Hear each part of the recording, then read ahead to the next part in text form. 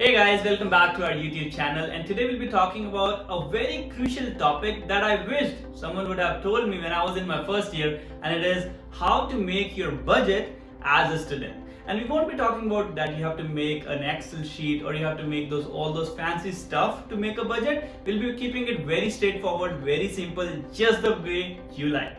In today's video, we'll be talking about how to make a monthly budget, how you can spend like a pro and still be comfortable at the end of the month, and lastly and most importantly, how I had and you can also have an emergency fund of more than $2,500 if you follow the strategies that I'll be sharing in this video. So make sure to watch this video till the end. So before we dive in, make sure to hit that subscribe button.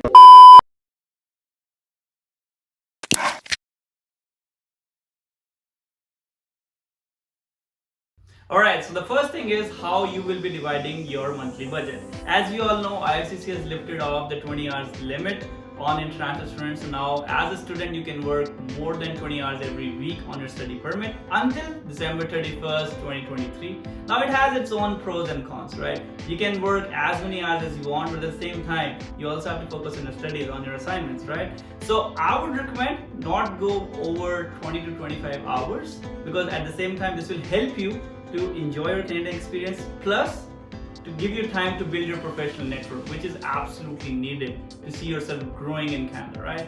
So in this video, we'll be taking an example of someone working on a minimum wage, 25 hours a week.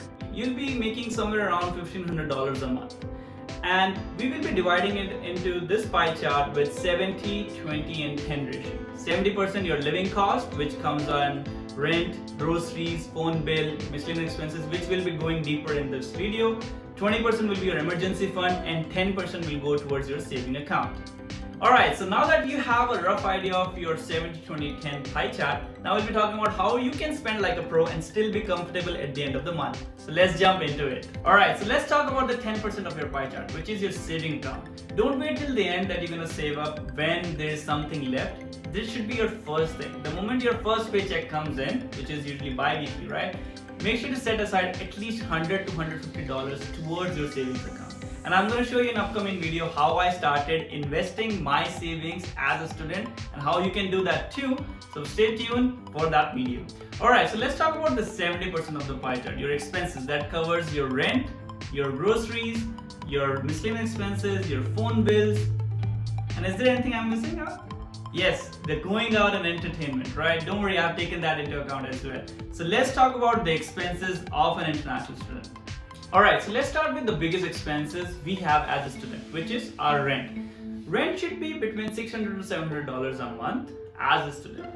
And I know it's getting harder to find an accommodation in something of that range, but I would say it's okay to have roommates. It's okay to share a room with someone in your initial years.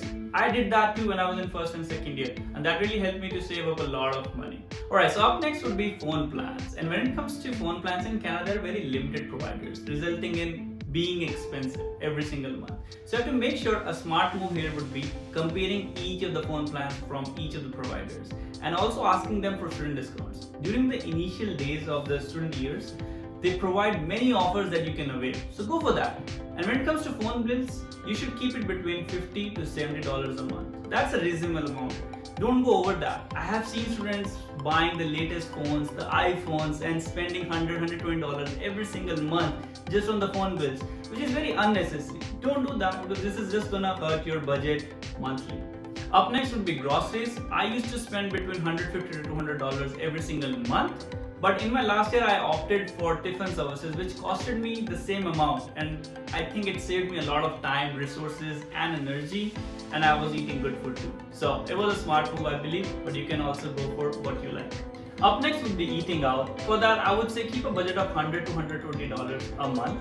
I was personally never a big fan of ordering food from outside, so I feel like I saved a lot there. But if you're someone who loves to eat outside, I would say keep a track of your expenses every single time you go out. Alright, now that we have covered our 10% of saving, our 70% of our expenses, let's talk about what are we going to do with the 20% which is left in our bank account. Now it's called emergency fund. A fund that you can use during your hard times. Now you never know what's going to happen next, right? you lost your job, you fell sick, you need medical assistance, you need to send money back home, you need to fly back home. We never know what's coming in future, right? So we always have to be prepared ahead of time, and that's where the emergency funds comes in. So what I did, I set up an automatic deposit from my current account to another emergency saving account on a specific date every single month. So no matter what, I know for a fact that my emergency fund is increasing every single month without my much interference. And I would recommend you doing the same.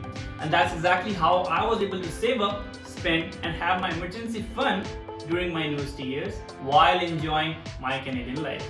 So that's it for today. Please let us know what are your views on this video in the comments below. If you want to download my Editable resume that got me many interviews and public sector job, you can do that from the link in bio as well. And if you want us to make a video on a specific topic, please share that with us. We would love to cover up in upcoming videos. So until then, stay safe, best of luck, and start saving.